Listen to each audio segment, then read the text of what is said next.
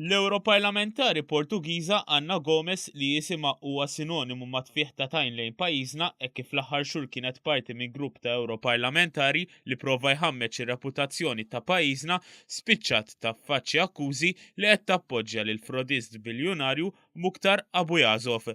Frodist li huwa magħruf internazzjonalment għax wettaq uħud mill-ikbar reati finanzjarji fid-dinja.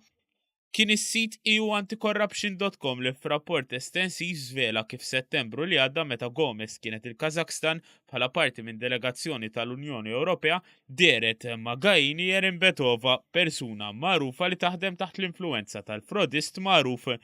Il-mara li magħha deret Gomes hija ċertu Botta Ġardemalje, persuna deskritta bħala lid il-leminija ta' dan il-kriminal magħruf li ġie rrapportat kif kapaċi jasal għal reati kbar u li bena ieħor għadu kif spiċċa 7 snin ħabs. Fil-fatt, il-mara li magħha deret Gomes inqabdet f'xi ritratti taħdem għal frodist u toħodlu ħsieb is-siti soċjali tiegħu. Is-sit prominenti li jirrapporta dwar każi ta' korruzzjoni euanticorruption.com jistaqsi għaliex uffiċjal għoli tal-Unjoni Ewropea qiegħda viċin nies li jaħdmu taħt l-influenza ta' frodist magħruf b'każi kontrih li laħqu l-5 miljun dollaru, inkluż mill-Qorti ta' Londra.